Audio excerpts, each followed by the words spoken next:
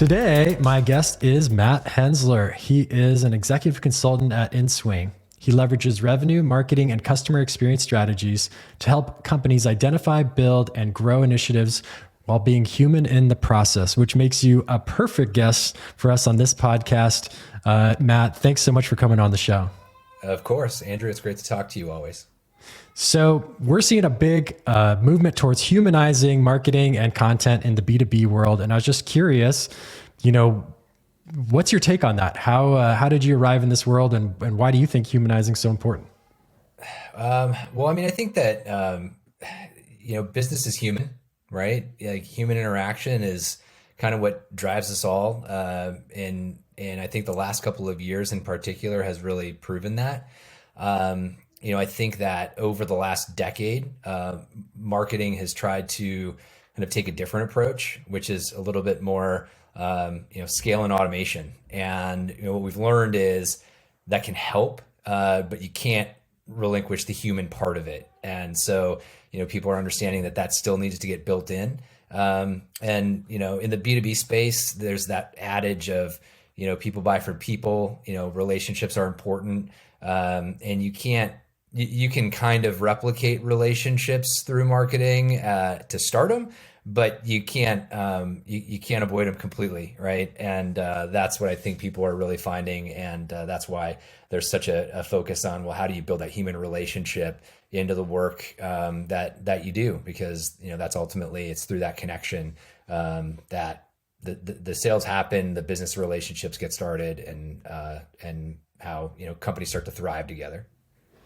Absolutely. And as someone pointed out to me recently, this humanization is accelerating because with the pandemic, people working from home, we were forced to confront the fact that we do in fact work with other human beings, and they have households and interruptions and a daily life that has nothing to do with work. And so I think just seeing that on the screen and connecting with each other, as people, it's interesting as that shift has occurred, because especially working in the tech world, it's always about the technology. And for tech nerds like me, it's a lot of fun to talk about the technology, but we forget that all that technology exists for people, and it's people administrating all of it. So I don't know about you, but I didn't grow up thinking I was going to be a tech marketer in the enterprise or in the channel space. Was this one of your childhood dreams, or did you end up here by a different means? I long knew that I wanted to work in advertising. And so that was something that I was interested in, at least starting in high school. I spent a lot of time as an account executive and client strategist on the agency side. What I wasn't planning on, like when you think about that, when you're younger, you're thinking about, Nike commercials and, maybe McDonald's commercials and kind of those more consumer oriented brands. But I would say 98% of my career has been spent in business to business. And I've always been fascinated by it, because that's where you really, in industry, in manufacturing, in technology, you just learn a lot about how things work. And I'm just kind of always been a naturally curious person, and so I've gravitated to that. But certainly, you don't grow up or go to college thinking like, I'm going to be a B2B, marketer consultant when I grow up. I didn't either, but I find passion in it for some of the same reasons. Some of that's making cool stuff. You and I met a few years ago and worked on some cool things together, but I'm curious, what are some of the favorite things you've worked on? Product launches are always interesting. That's where you learn and kind of start to, kind of roll up your sleeves and get your hands a little bit dirty in terms of how do these products work? Who are they for? How do we, create interest and demand in them? Kind of looking at that more broadly. I said I spent a lot of time in the agency space. Where we first connected was when I headed up customer success at a software company called Allbound, which is a partner relationship management company. And, we did a few different projects together. One of the things that incentive programs being one of them, really around how do you incentivize people, then channel sales reps specifically to take action and get engaged. And one of the philosophies that we really built into our approach at Allbound was this kind of idea that, and this goes back to the human first principle, that you were chatting about. So often, people try to motivate sellers through control, right? They try to exert control on those sellers rather than try to foster participation, right? It's like, you do this, you get that. And, rather than sort of create an environment where they look at it and say, I want to engage with that and I want to participate in it. And, through that experience, I know I'll get rewarded. And so, one of the sort of eye-opening things for us was that oftentimes salespeople are motivated or incentivized off outcomes, right? They sold a certain amount in a certain time period or a certain product, and so they get a spiff or they get an extra bonus or an extra percentage of commission. We were really focused on how, what leads to those outcomes. What are the behaviors? What are that form habits? What are the selling activities that we want them to engage in, or that our clients and users of the owners of the software want them to engage in on behalf of their brands. And that's where we really try to orient the incentives. So social sharing, they had a feature called prospect pages, standing those up. And then in participating in those activities, they would get incentivized. And, that was, kind of a core idea that we took into things, and sort of aligned with that was choice.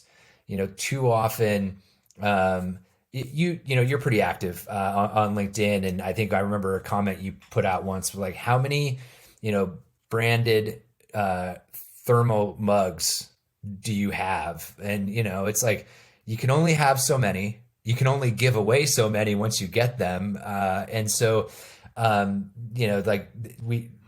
Gift card incentives, I know, Incentive Pilot uses those, and having the ability to like choose what those incentives are, I think empowers people a lot too. And just, it allows them to personalize that incentive for themselves, right? It's like based on what they value versus what you think has value. Those are some great tips. Couldn't really have said it better myself. I think one of the things we've learned is that there's a place for a lot of different prizes, but variety can be a huge help in how you deliver programs, from anything from how a program's structured to the reward itself. Variety being the spice of life also works for incentive programs, I guess. But, the most kind of the key element we find in great programs are a great experience for the people participating. And some of that goes along with, a theme or a narrative or an idea. What are some of the fun things that you've tried out when it comes to creating that good experience? Yeah, I mean, I think one of the things, having been in B2B channel, so like every B2B organization seems to have a channel, whether it's a manufacturing company that has distributors, or a tech company that has, referral partners or value-added resellers that help, implement and install their technology. But there's a lot of other industries that have kind of a quote unquote channel. And, I headed up marketing at HomeSmart International, which is a big real estate franchisor and brokerage. And, on that idea of fostering participation, they at the time had, approximately 15,000 agents nationally across their franchise network. And, we were really, trying to put in programs that helped them leverage the brand in ways that had touch points with their clients, consumers and homeowners. And, this is something that we worked on together, not in the context of Incentive Pilot, but, some of the design work you do, which was like texting is a huge form of communication, and especially in the real estate space. And that's a kind of a way that a lot of agents communicate with their clients and with their prospects.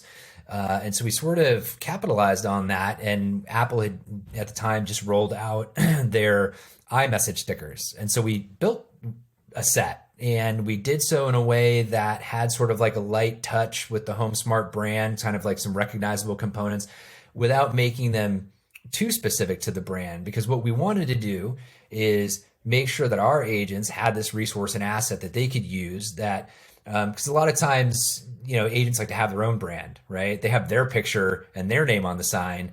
The brokerage is on there because by law they have to have it on there. Like by choice, they probably wouldn't, right? And so they're usually putting their brand front and center. And so the idea there was like fostering participation with our brand and creating this like incentive for them, like with this free tool to do that. But then because we sort of were light touch with the brand, we also made it available to prospective agents who were already doing this, right? So recruitment was a huge part of the marketing that we do, and try to build that channel of independent sellers who were associated to the brands nationally. And we got a ton of really good feedback, and they were fun to use, and it was like fun. I'm not a real estate agent, and I would share them just for fun, when it was appropriate, with just people, because I thought it was like a cool thing that we did. But the other component to keep in mind is it's not just that channel rep, regardless of the industry. It's like, who are they connecting with, and how are you helping them connect people back to your brand? And so we extended the idea of those stickers further, and we printed out sheets of stickers. Now, Andrew, I know you have like 8-month-old. Is that right? 9-month-old? She's almost a year now. Yeah. Okay. So getting close. Your world is going to like be filled with stickers for like the next decade. You go to Trader Joe's, so many different places. You're going to leave with stickers that end up in your car and like on your floor and on doors in your house. So we printed these sheets of stickers that the agents could then put inside of listing presentations. And so, this was a way for them to like leave something behind, to, again, create this sort of like natural extension of the brand. That's what sellers are doing, right? They're sort of like connecting people back to your brand, your product offering. If you can make that memorable and then build some enthusiasm around it in the process, like you're winning, and particularly with sales reps, if you make it easy for them to not only connect that brand out there to their prospects and customer base, and find cool ways to incentivize them in the process, it's kind of a win-win for everybody. Absolutely. I love that. Helping people connect with other people, connecting with your brand, because it is that connection. And that's the connection that adds to the experience. And I love you guys took it physical. I didn't know about that. I mean, you guys, you're doing Metaverse before it was a thing. Or maybe reverse Metaverse, right? We're like forcing people to have physical in-person interactions.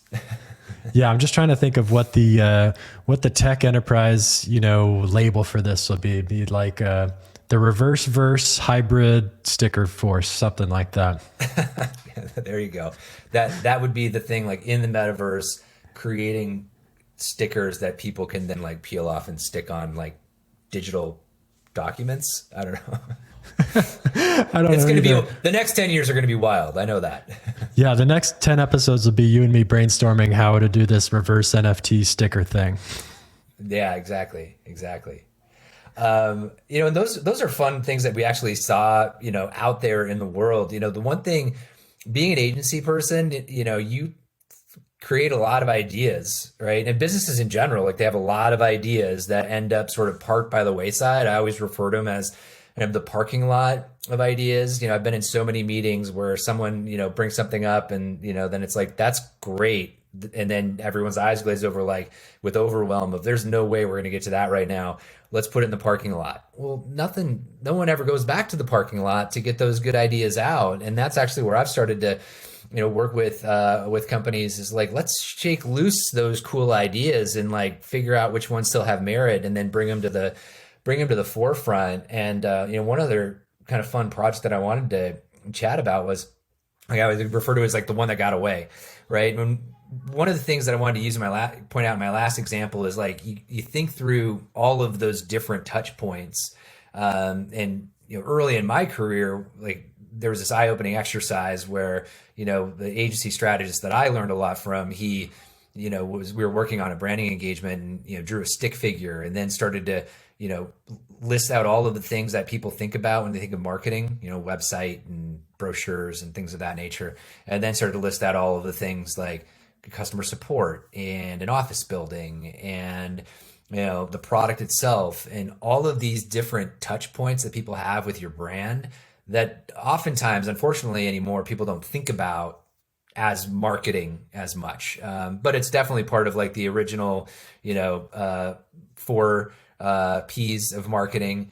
And, that was always like super eye-opening. And I think understanding all of the connection points that your brand has, across the board and who needs to be motivated across each of them becomes really important. And, when it comes to different incentive programs, you have to think through those different layers of incentive. So with partners, there's like the executives at the partner organization, there are the sellers, there are the sales managers, and, you really have to try to become kind of top of mind for all of those individuals. So it's not just as easy as rolling out like a single incentive program. And, I was in an organization once that really did a lot to focus on these types of like enablement and engagement programs that kind of like span different levels. One example I didn't work on, but some of my good colleagues did, was a Kentucky Derby themed incentive, where I think the high sales, like the high net partners ended up being able to go to the Kentucky Derby for this Kentucky Derby experience. It was great, but the value to the individual sellers wasn't there because you can't, you're not going to take 300 salespeople to the Kentucky Derby. And so we did an iteration for, I think it was Cisco and NetApp, where we were trying to figure out how to make those incentives have a few different layers. And we came up with this Masters experience, kind of golf themed one. And so laid it all out, the incentive for the executives would be this Masters experience, actually being able to go to the Masters.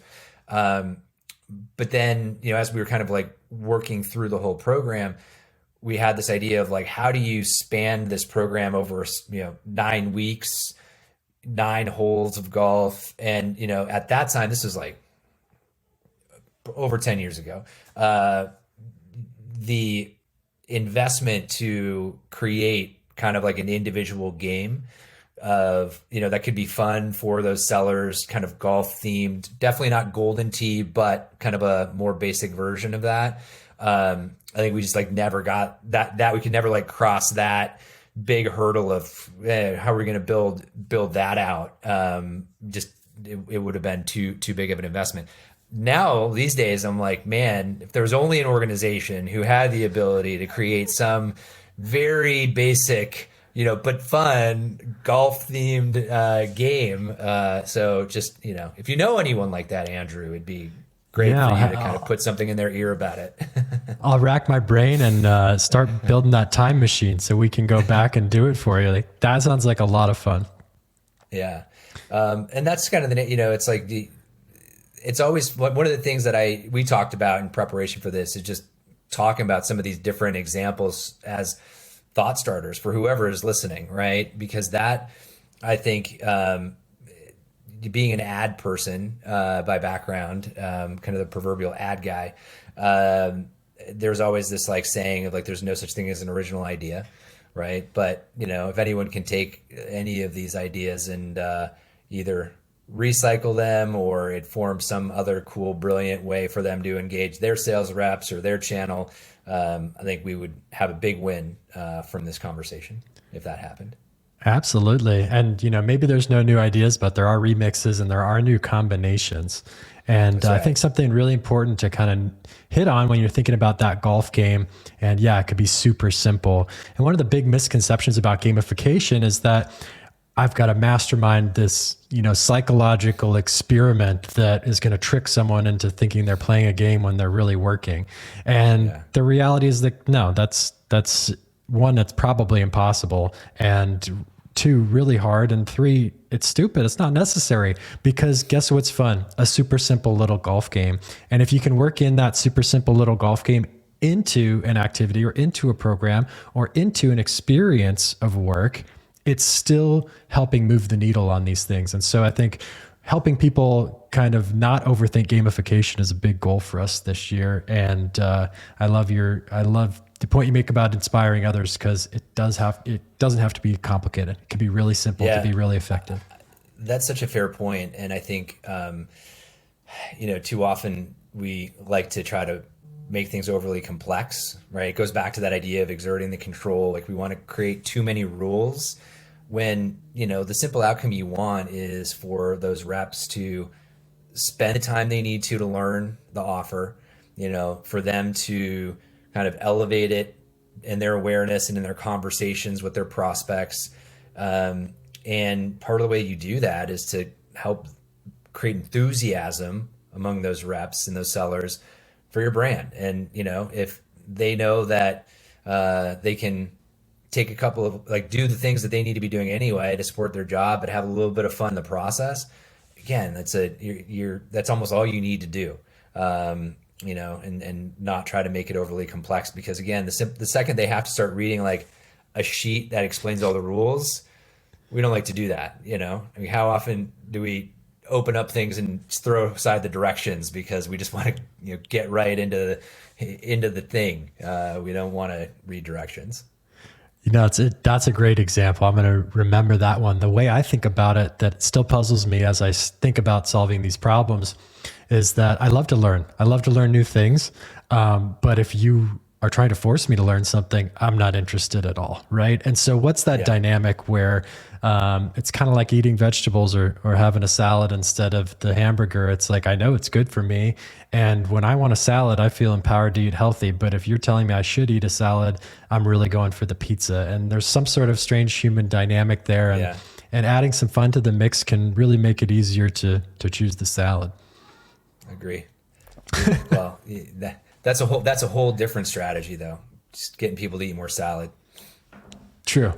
I guess I'm mixing metaphors, but the point is that little changes can go a long way, and adding some fun to the mix can change the way you look at stuff. So, Matt, we know that you can architect these programs for other folks and do a great job adding a lot of context of the complexities and making it simple for them. But my question is, are you good at clicking your mouse and playing a game? I was super excited about talking to you. I always am. This part I'm not as excited about. Any of my friends growing up would be like, wait, you're gonna actually play a video game live in front of other people? Because they always knew I have two left thumbs, if that's a thing. But I'm willing to give it a shot, because it always looks fun when I've seen demonstrations of it. Cool. Well, I'm going to ask you to share your screen. There's a button there to share your screen, and then click the link in the chat. And when you pull that up, I'll be able to see it. Just 1 second.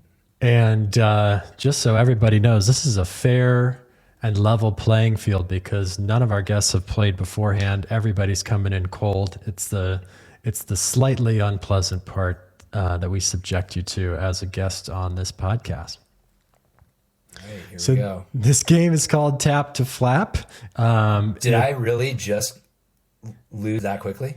Doesn't matter. We haven't started yet. So this game's called Tap to Flap. It's just like Flappy Bird. You click to flap your bird, which in our case is an eyeball for the name of the podcast. And we're going to let you play for 60 seconds. As soon as you die, just click and do it again, and we'll record your highest score. Does that sound good? That sounds great. All right, give us a click. I'll start the timer. All right. Go. Oh, okay. Oh. You're going to learn. Man. You got it. You got this. Yeah, you got to get the hang of it. One's better than zero. You got it, man.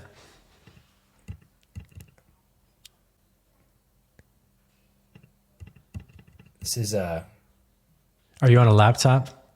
I am. That might make it harder. Trackpad. Do you have a mouse lying around? I'll give you a mulligan. I have my trackpad on my computer, and then a trackpad on the side. Ah, This double is, trackpad. yeah.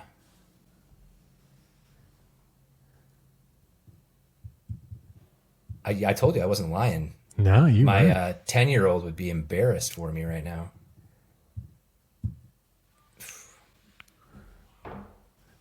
All right. Well, I can see why sellers would want to show up to try to have another shot at this every single day that it's available. All right, your minute's up. I think your high score is 1, Matt. Hey, you know what? As you said, it's better than zero. It's better than 0. And as the first guest, you are currently in first place for Tap to Flap. So congratulations. I'll take it. All right. It's like until I get unseated, I will be number one on the leaderboard. Yeah, I can't wait. We'll have you as number 1 on the leaderboard, published live on the website. Thank you for playing the game, and thanks for coming on to share your perspective on this stuff. I really value your opinion and insights. If folks want to get in touch with you, work with you, or just want to kind of continue the conversation, what are you doing these days, and where can they find you? Yeah, so LinkedIn is definitely like the easiest place to find me, Matt Hensler. And I also have a LinkedIn company page with In Swing. And so, I sort of alluded to it a couple of times. An executive consultant partnering with people to really identify those great ideas sitting idle in their parking lot. And those span, revenue, marketing, customer success strategies, and try to shake those loose and get them moving forward and see them come to fruition, so that they can realize the high growth potential of those without putting extra strain on their internal resources while those come together. Very cool. And I obviously couldn't recommend you enough to folks. I've had so much fun working with you over the years. So that does it for the show today. Thank you for joining us. As always, this is brought to you by Incentive Pilot, where we add games and rewards to enablement, and you can skyrocket revenue. If you're curious how much, go check out the website, incentivepilot.com, and we'll see you again soon.